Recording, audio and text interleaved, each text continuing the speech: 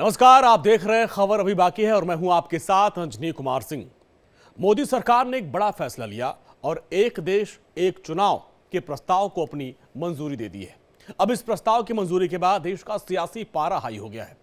दरअसल मोदी के इस मास्टर स्ट्रोक से विपक्षी एकता में फूट पड़ गई है। कांग्रेस के साथ कंधे से कंधा मिलाकर केंद्र के खिलाफ हमला करने वाली समाजवादी पार्टी खुद वन नेशन वन इलेक्शन का समर्थन कर रही है। हालांकि रविदास मल्होत्रा ने समर्थन किया, लेकिन अब अखिलेश यादव ने खंडन किया, कहा कि यह उनका निजी विचार हो सकता है।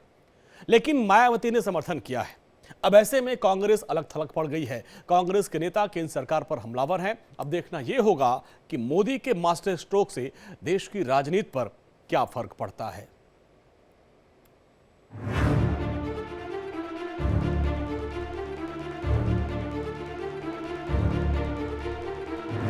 मोदी 3.0 में बना ऐतिहासिक प्लान। अब वन नेशन में होगा वन इलेक्शन।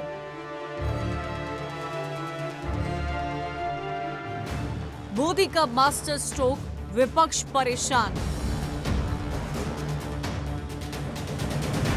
विरोधियों में फूट, कहीं मचा घमासान। प्रधानमंत्री नरेंद्र मोदी ने देश से किया एक और वादा पूरा कर दिया है। मोदी कैबिनेट में वन नेशन वन इलेक्शन के प्रस्ताव को मंजूरी दे दी है। यानी इसी के तहत देश में लोकसभा और विधानसभा के चुनाव एक साथ कराए जाएंगे।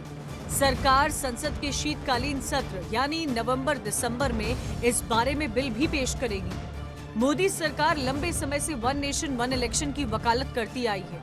खुद पीएम मोदी भी वन नेशन वन इलेक्शन को लेकर कई बार अपने विचार रख चुके हैं। पीएम का कहना था कि चुनाव सिर्फ 3 या 4 महीने के लिए होने चाहिए, पूरे 5 साल राजनीति नहीं होनी चाहिए। साथ ही चुनावों में खर्च कम हो और प्रशासनिक मशीनरी पर बोझ न बढ़े। आज केंद्रीय कैबिनेट ने वन नेशन वन इलेक्शन के प्रस्ताव को मंजूरी दे दी है। नेशन वन इलेक्शन में जो हाई लेवल कमेटी की रिकमेंडेशंस थी उसको एक्सेप्ट किया है। High level committee recommendations on one nation, one election, on simultaneous elections, those recommendations have been accepted today by the Union Cabinet. पूर्व राष्ट्रपति रामनाथ कोविंद के नेतृत्व वाली कमेटी ने इस पर मार्च में अपनी रिपोर्ट सौंपी थी। रिपोर्ट में सुझाव दिया गया कि पहले कदम में लोकसभा और विधानसभा चुनाव को एक साथ कराना चाहिए। कमेटी ने सिफारिश की थी कि लोकसभा और विधानसभा के चुनाव एक साथ संपन्न होने के 100 दिन के भीतर स्थानीय निकाय चुनाव हो जाने चाहिए। पूर्व राष्ट्रपति की अगुवाई वाली इस कमेटी ने वन नेशन वन इलेक्शन को लेकर कई सुझाव दिए। अब आपको एक एक कर उसमें अहम सुझाव क्या दिए गए हैं ये भी बताते हैं।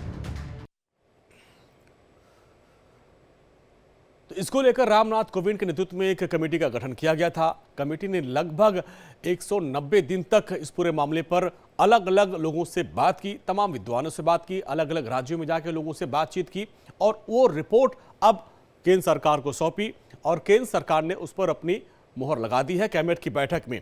अब इसको इसी शीतकालीन सत्र में बजट में इसको रखा जाएगा, इसको पेश किया जाएगा, लोकसभा के पटल पर इस पर चर्चा होगी। हालांकि केंद्र सरकार चाहती है, प्रधानमंत्री मोदी चाहते हैं कि एक देश में एक चुनाव हो, लेकिन विपक्ष के तमाम इसमें आशंकाएं हैं। वो कह रही कि अगर एक देश एक चुनाव हो जाएगा तो जो विधानसभा चुनाव है उनके मुद्दे अलग होते हैं, लोकसभा चुनाव के मुद्दे अलग होते हैं। ऐसे में जो वोटर्स हैं वो कंफ्यूज हो जाएंगे। तो कांग्रेस ने साफ साफ इनकार कर दिया कि यह संभव नहीं है। लेकिन इसको लेकर केंद्रीय मंत्री अश्विनी वैष्णव ने क्या कुछ कहा है, रिपोर्ट के बारे में क्या कुछ कहा है, आइए आपको दिखाते हैं। कोई भी जब प्रिंसिपल्स डिसाइड होते हैं, अब उन प्रिंसिपल्स को आगे प्रोग्राम्स में कन्वर्ट करना होता है, प्रोग्राम्स को आगे इम्प्लीमेंटेशन में लाना होता है। तो ये जो प्रोसेस है, ये प्रोसेस बहुत ही डिटेल्ड कंसल्टेशन के साथ करेंगे। जो आपने कहा हाई लेवल कमेटी के दौरान भी कंसल्टेशंस हुए थे, यस कंसल्टेशंस हुए, बहुत एक्सटेंसिव हुए और उसके कारण जो प्रिंसिपल्स डिसाइड हुए वो प्रिंसिपल्स को आगे इम्प्लीमेंट करना है। उस इम्प्लीमेंटेशन के लिए मान लीजिए कॉमन इलेक्टोरल रोल, एक पूरे देश में एक कॉमन इलेक्शन की जो रोल है वो होना चाहिए, वोटर लिस्ट होनी चाहिए। तो वो वोटर लिस्ट राज्य सरकार के सहयोग के से ही बन पाएगी। सेंट्रल इलेक्शन कमीशन और स्टेट इलेक्शन कमीशन दोनों मिलके ही उसको कर पाएंगे ना। तो उसके लिए फिर डिटेल डिस्कशन चाहिए, उसके लिए राज्य सरकारों के साथ चर्चा चाहिए, दोनों कमीशंस के आपस में डिस्कशंस चाहिए। फिर फेजिंग आउट करनी है तो फेजिंग आउट किस तरह से होगी, फिर लॉ एंड ऑर्डर का जो पुलिस का डिप्लॉयमेंट फोर्स है वो देखना होगा, कितना ईवीएम्स चाहिएगा, कितना उसका कितना प्रोक्योरमेंट करना होगा, ये सारी चीजों में बहुत बड़ा डिस्कशन चाहिए। वन नेशन वन इलेक्शन के बहाने क्या नरेंद्र मोदी ने बड़ा मास्टर स्ट्रोक खेला है? क्या मोदी की इस चाल से विरोधी एकता में फूट पड़ गई है?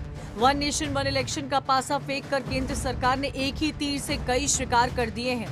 बीजेपी के नेता वन नेशन वन इलेक्शन के प्रस्ताव को ऐतिहासिक बता रहे हैं। उनका कहना है कि वन नेशन वन इलेक्शन के लागू होने से विकास कार्यों में तेजी आएगी। इसी के साथ चुनाव कराने के खर्च में भी भारी कमी आएगी।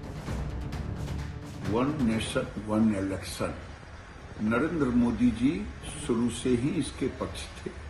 देश के सभी पूर्व चीफ जस्टिसों से चर्चा की गई, देश के मूर्धन्य नेताओं से, राजनीतिक दलों से चर्चा की गई, अंततः कैबिनेट से मंजूरी हो गई। ये देश के विकास के लिए जरूरी है, वन नेशन वन इलेक्शन। मैं आज मन से बहुत प्रसन्न हूं, गदगद हूं। राष्ट्र हित में एक बहुत बड़ा फैसला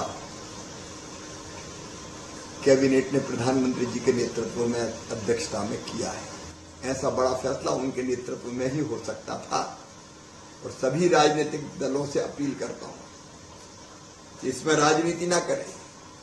मैं देश के यशस्वी प्रधानमंत्री आदरणीय नरेंद्र मोदी जी को बहुत बहुत बधाई और शुभकामनाएं देता हूं, क्योंकि जो वो निर्णय कर रहे हैं, ऐतिहासिक निर्णय कर रहे हैं, देश के हित में कर रहे हैं। एक तरफ जहां बीजेपी के नेता समर्थन में आ गए तो वन नेशन वन इलेक्शन से विपक्षी एकता में फूट भी पड़ती नजर आ रही है। केंद्र के खिलाफ हमला बोलने की कांग्रेस के साथ मजबूती से खड़ी रहने वाली Samajwadi party one nation one election का समर्थन कर रही है। सपा नेता रविदास मेहरोत्रा ने कहा कि समाजवादी पार्टी भी इसके पक्ष में है। बीजेपी इसके लिए सभी दलों के नेताओं की एक सर्वदलीय बैठक बुलाने का काम करे। हम लोग वैसे चाहते हैं कि देश में लोकसभा और विधानसभा के चुनाव साथ में हों। भारतीय जनता पार्टी पिछले 10 सालों से केंद्र की सरकार में है और बार बार ये कह रही है, लेकिन उसकी कथनी और करनी में जमीन आसमान का अंतर है।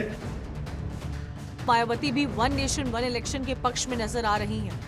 मायावती ने अपने एक ट्वीट में कहा, एक देश एक चुनाव की व्यवस्था के तहत देश में लोकसभा, विधानसभा, स्थानीय निकाय चुनाव एक साथ कराने वाले प्रस्ताव को केंद्रीय कैबिनेट द्वारा आज दी गई मंजूरी पर हमारी पार्टी का स्टैंड सकारात्मक है, लेकिन इसका उद्देश्य देश व जनहित में होना जरूरी है। अब समाजवादी पार्टी के वन नेशन वन इलेक्शन पर समर्थन ने कांग्रेस की चिंता बढ़ा दी है। कांग्रेस अलग थलग पड़ी नजर आ रही है। कांग्रेस खुलकर एक देश एक चुनाव का विरोध कर रही है। कांग्रेस नेता इसे अव्यवहारिक बता रहे हैं। तो हम वहाँ बोले हैं, फिर और बोलना की जरूरत नहीं। हम तो उसको नहीं मानते। ये नहीं चलने वाला है डेमोक्रेसी में। ये डेमोक्रेसी को टिकाना है तो जब जब चाहिए तब इलेक्शन करना पड़ेगा। प्रैक्टिकल नहीं दिखता आज के समय से, और आज के संविधान की जो व्यवस्थाएं हैं उसके तहत ये प्रैक्टिकल है, संभव ही नहीं है। प्रैक्टिकल की बात ही नहीं है, ये संभव ही नहीं है। जब तक आप ऐसा प्रावधान संविधान में नहीं लाते कि गवर्नमेंट्स अगर गिरती हैं तो वो अब अगर चुन के आएंगी तो शेष 5 साल के समय के लिए ही चुन के आएंगी। ये निर्णय केवल एक गिमिक है, एक प्रपंच है। आसन्न हार दिखाई दे रही है उनको। जम्मू कश्मीर में भी, हरियाणा में भी बुरी तरीके से पिट रहे हैं। जहां उपचुनाव हो रहे हैं उनमें भी भाजपा को हार दिखाई दे रही है और ये बिल्कुल स्वीकार्य नहीं है। ये देश के संघीय ढांचे के हित में नहीं है। कांग्रेस की तरह एआईएमआईएम अध्यक्ष असदुद्दीन ओवैसी तृणमूल कांग्रेस और Rajad one nation one election के विरोध में है। विपक्षी नेताओं ने कहा कि बीजेपी जनता का ध्यान बांटने के लिए ऐसे विषय सामने लाती है। आप ये नहीं बोल सकते नहीं पैसे बचाने का, तो पैसे बचाना तो फिर कल कोई उठ के बोलेगा पुलिस को बंद कर दो, आईपीएस को, कोई बोलेगा कोर्ट में इतना पेंडिंग है। कन्वीनियंस के ऊपर ये सब नहीं करेंगे ना। कॉन्स्टिट्यूशन चलेगा तो कॉन्स्टिट्यूशन प्रिंसिपल्स के ऊपर चलेगा।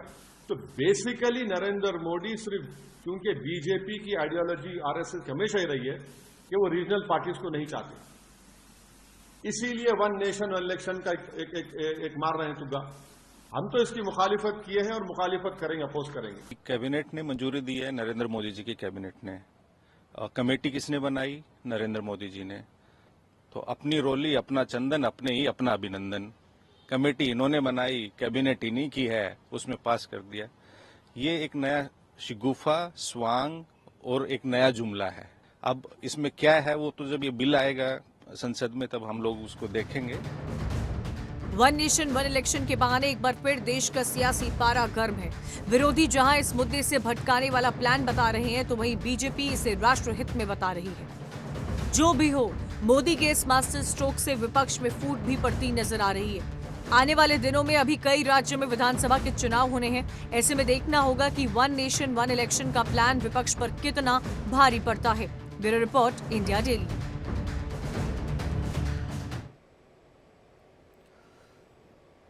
पिछले साल मोदी सरकार ने वन नेशन वन इलेक्शन को लेकर पूर्व राष्ट्रपति रामनाथ कोविंद की अगुवाई में एक कमेटी का गठन किया था। कोविंद कमेटी की रिपोर्ट को आज कैबिनेट के सर्वसम्मत से पास कर दिया, लेकिन इसके लिए संविधान संशोधन और राज्यों की मंजूरी भी आगे जरूरत पड़ेगी। एक बड़ी लंबी प्रक्रिया है, उसके बाद ही इसको लागू किया जा सकता है। अब आइए आपको दिखाते हैं कि इसमें क्या क्या कानूनी अड़चनें आएंगी। इसके अलावा विपक्षी पार्टियां इसका विरोध क्यों कर रही हैं, पूरी खबर विस्तार से आपको बताते हैं।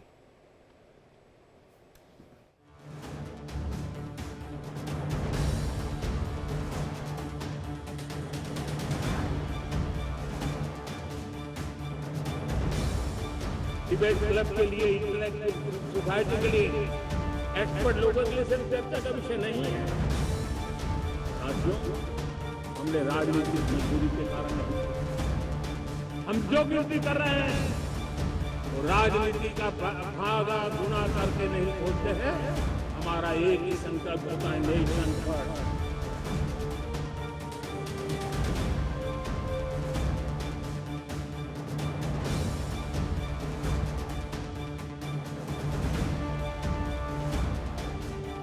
एक राष्ट्र एक चुनाव प्रधानमंत्री नरेंद्र मोदी का ड्रीम प्रोजेक्ट रहा है। 15 अगस्त को लाल किले से उन्होंने इस मुद्दे पर आम राय बनाने की बात कही थी। पीएम मोदी ने कहा था कि हर 4 महीने में चुनाव से विकास कार्य प्रभावित होते हैं। गृह मंत्री अमित शाह भी कह चुके हैं कि सरकार इस कार्यकाल में वन नेशन वन इलेक्शन लागू करने की योजना बना रही है।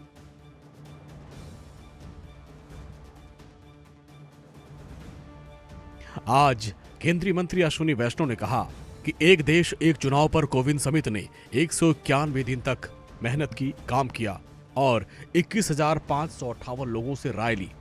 80% लोगों ने इस प्रस्ताव का समर्थन किया और जिसमें से 47 में से 32 राजनीतिक दल भी शामिल थे। समिति में पूर्व मुख्य न्यायाधीशों, हाईकोर्ट के मुख्य न्यायाधीशों, इसके अलावा चुनाव आयुक्तों और राज्य चुनाव आयुक्तों से बातचीत की गई। जो आपने कहा हाई लेवल कमेटी के दौरान भी कंसल्टेशंस हुए थे। यस, कंसल्टेशंस हुए, बहुत एक्सटेंसिव हुए और उसके कारण जो प्रिंसिपल्स डिसाइड हुए वो प्रिंसिपल्स को आगे इम्प्लीमेंट करना है। उस इम्प्लीमेंटेशन के लिए मान लीजिए कॉमन इलेक्टोरल रोल, एक पूरे देश में एक कॉमन इलेक्शन की जो रोल है वो होना चाहिए, वोटर लिस्ट होनी चाहिए। तो वो वोटर लिस्ट राज्य सरकार के सहयोग के से ही बन पाएगी। सेंट्रल इलेक्शन कमीशन और स्टेट इलेक्शन कमीशन दोनों मिलके ही उसको कर पाएंगे ना। मोदी सरकार एक राष्ट्र एक चुनाव पर विपक्षी दलों के साथ आम राय बनाने की बात कर रही है, लेकिन विपक्षी पार्टियों का कहना है कि वन नेशन वन इलेक्शन देश के संघीय ढांचे के खिलाफ है। देश में लोकसभा और विधानसभा चुनाव में वोटिंग पैटर्न अलग होता है। लोकसभा और विधानसभा चुनाव अलग अलग मुद्दों पर लड़े जाते हैं। एक साथ चुनाव होने से वोटर एक ही पैटर्न पर वोटिंग कर सकता है। इससे राष्ट्रीय पार्टियों को फायदा मिलेगा, जबकि क्षेत्रीय पार्टियों को नुकसान हो सकता है। अगर लोकसभा को वक्त से पहले भंग करना पड़ा तो उस स्थिति में क्या होगा? क्या राज्यों की विधानसभाओं को भी भंग करके दोबारा चुनाव कराया जाएगा? विपक्ष का कहना है कि इसे लागू करना संभव नहीं लगता। अगर बीच में किसी राज्य में विधानसभा भंग होती है तो दोबारा चुनाव कराना ही पड़ेगा, तो फिर इससे फायदा क्या होगा? प्रैक्टिकल नहीं लगता जब तक इसमें कुछ प्रावधान ना हो। जैसे कि अगर कोई सदन भंग नहीं होगा कभी, वो चलेगा, अपना कार्यकाल पूरा करेगा, तब तो ये संभव है। और अगर जो है सदन भंग होंगे बीच बीच में और फिर उसका उतने बचे समय के लिए चुनाव होगा, तो फिर चुनाव तो हो ही गए, खर्चा तो वही आएगा, फिर पुलिस भी वैसी लगी वैसे खर्चा आएगा, उससे काम रोकेंगे विकास के, तो पर्पज कहाँ अचीव होगा। इसलिए मेरी समझ में नहीं आ रहा कि इस कमेटी की रिपोर्ट को जो अप्रूव किया है कैबिनेट ने, वो लागू कैसे होगा। खुद बोलते हैं, खुद नहीं कर पाते, कैसे संभव हो जाएगा। जब खुद बोल के नहीं करा पाते, 4 इलेक्शन एक साथ करा देना चारों राज्य का, तो नहीं करा पाए तो संभव कैसे होगा। बीच में मान लो सरकार किसी राज्य में ये स्थिति बनी, या राज्य सेंट्रल में कि मध्यावधि चुनाव कराना है, ये सेंट्रल में मध्यावधि चुनाव होगा तो सारे राज्यों में फिर मध्यावधि चुनाव हो जाएगा। एनडीए की तमाम सहयोगी पार्टियां इसको लेकर एकमत हैं, लेकिन कांग्रेस समेत तमाम विपक्षी पार्टियां इसके विरोध में हैं। अगर इस मुद्दे पर एक राय नहीं बनाई गई तो संसद में बिल पास करा पाना सरकार के लिए मुश्किल होगा। वन नेशन वन इलेक्शन असल में तभी संभव होगा जब देश की तमाम बड़ी पार्टियां इस मुद्दे पर एकमत हो जाएं, क्योंकि एक साथ चुनाव के लिए कई राज्य विधानसभाओं का कार्यकाल घटाना और बढ़ाना पड़ेगा। हालांकि ऐसा सिर्फ एक बार करना होगा, लेकिन इसके लिए भी संसद की मंजूरी लेना बेहद जरूरी है। वन नेशन वन इलेक्शन से जुड़े बिल को संसद के दोनों सदनों में पास कराना होगा। देश की 50% विधानसभाओं से भी इसे पास कराना होगा। नगर पालिकाओं और पंचायतों को 5 साल से पहले भंग करने के लिए अनुच्छेद 325 में संशोधन करना होगा। ऐसे संविधान संशोधन जो राज्यों से जुड़े हैं, वहां राज्य विधानसभा में आधे से अधिक सदस्यों की भी मंजूरी लेनी पड़ेगी। अनुच्छेद 83 में लोकसभा का कार्यकाल और 172 में विधानसभा का कार्यकाल 5 साल तय किया गया है। इसमें संशोधन करना होगा। इसके अलावा जनप्रतिनिधि कानून में भी संशोधन करना होगा, और जिसके लिए 2/3 बहुमत चाहिए। राजनीतिक पार्टियां इसलिए भी वन नेशन वन इलेक्शन का विरोध कर रही हैं, क्योंकि राष्ट्रीय और क्षेत्रीय राजनीति में पार्टियों का स्टैंड अलग अलग होता है। अब जैसे इंडिया गठबंधन का मौजूदा उदाहरण लीजिए। लोकसभा चुनाव में आम आदमी party, Congress, Samajwadi party, left और शिवसेना समेत कई पार्टियों ने मिलकर चुनाव लड़ा, लेकिन विधानसभा चुनाव में ये पार्टियां एक दूसरे के खिलाफ नजर आ रही हैं। हरियाणा में आम आदमी पार्टी अकेले चुनाव लड़ रही है। पंजाब में भी ऐसा हुआ। राजनीतिक स्वार्थ और नफा नुकसान का आकलन करते हुए पार्टियां एकमत नहीं हैं। वहीं दूसरी ओर सवाल ये भी है कि एक साथ चुनाव को लेकर इतनी बड़ी व्यवस्था कैसे होगी। लोकसभा चुनाव की प्रक्रिया 2 से 3 महीने चलती है। 7 से 8 चरणों में चुनाव होते हैं। अगर राज्यों के विधानसभा चुनाव भी एक साथ हो जाएंगे तो और ज्यादा सुरक्षा बलों, चुनाव कर्मचारियों की जरूरत पड़ेगी। क्या ये आसान होगा? चुनाव प्रक्रिया में बड़े बदलाव की जरूरत महसूस हो रही है, क्योंकि इससे संसाधनों का दुरुपयोग हो रहा है। लेकिन बदलाव तभी संभव होगा जब सब पार्टियां एकमत हों। फिलहाल विपक्षी पार्टियों की नजर बिल के ड्राफ्ट पर है। Bureau report, India daily.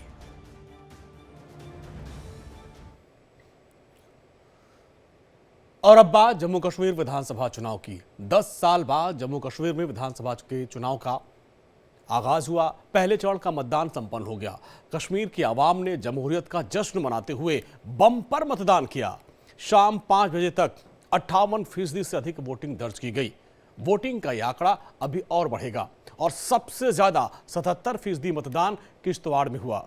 ये आंकड़े बता रहे हैं कि जम्मू कश्मीर की आवाम बदलाव चाहती है। आवाम अब पत्थरबाजी छोड़कर विकास की रफ्तार पकड़ने को बेताब है।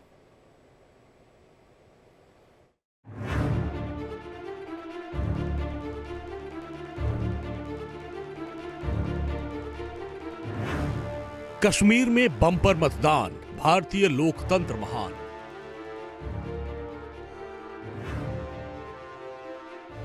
मोदी ने लिखी पटकथा, बदल गई विचारधारा।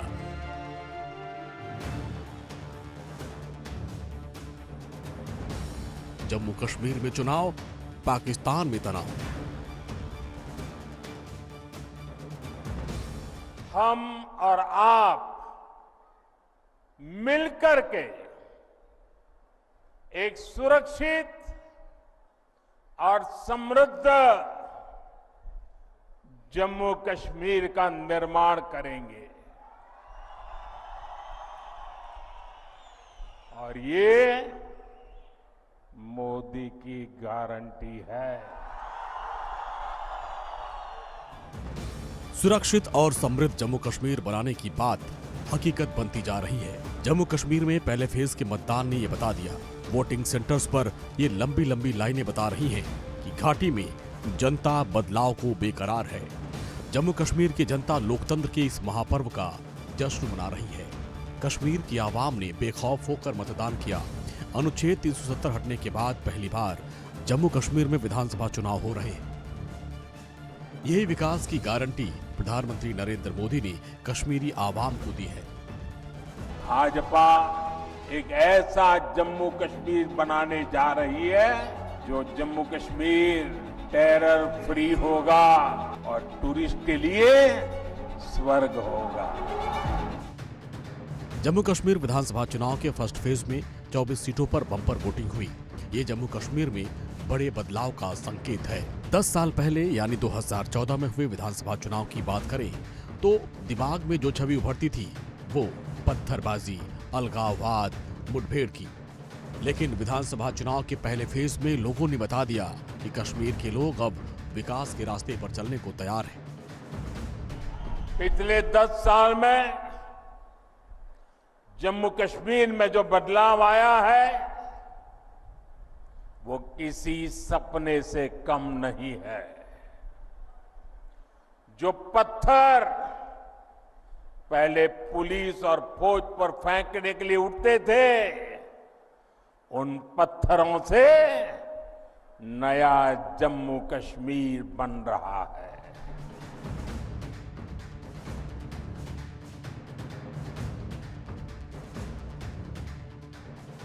दस सालों के बाद ये मौका मिला है अब आपको। 2014 में आपने विधानसभा चुनाव के लिए वोट डाला था, अब 2024 में इन 10 सालों में क्या बदला है जम्मू कश्मीर के अंदर आपको लग रहा है? अमन के हिसाब से थोड़ा बहुत फर्क हो गया है। अब हम वोट इसलिए डालना चाहते हैं कि यहाँ पे डेवलपमेंट हो जाए, बच्चों का भविष्य बन जाए, मतलब जिससे हमारा आगे का फ्यूचर बन जाए। घाटी में अलगाववादी हमेशा ही लोकतंत्र का विरोध करते रहे हैं। कश्मीर के चुनाव में हमेशा बुलेट का बोलबाला रहा है। बम धमाके, आतंकी हमले जम्मू कश्मीर चुनाव की पहचान रही है। लेकिन अब लोग समाज की मुख्य धारा में शामिल हो रहे हैं और ये बदलाव जम्मू कश्मीर के लिए शुभ संकेत है।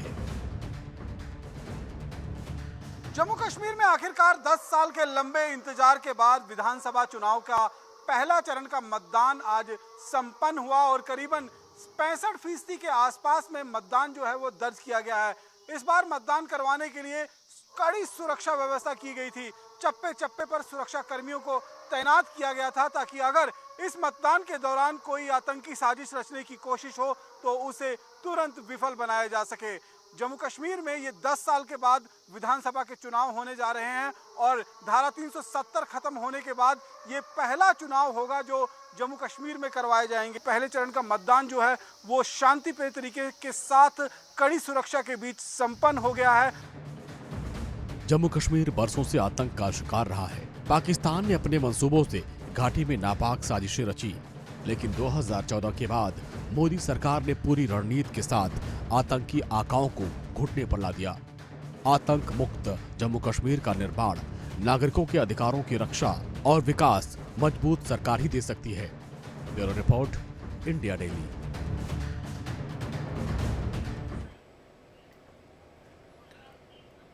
और यहाँ वक्त हो गया एक छोटे से ब्रेक का। ब्रेक के बाद भी खबरों का सिलसिला लगातार जारी है।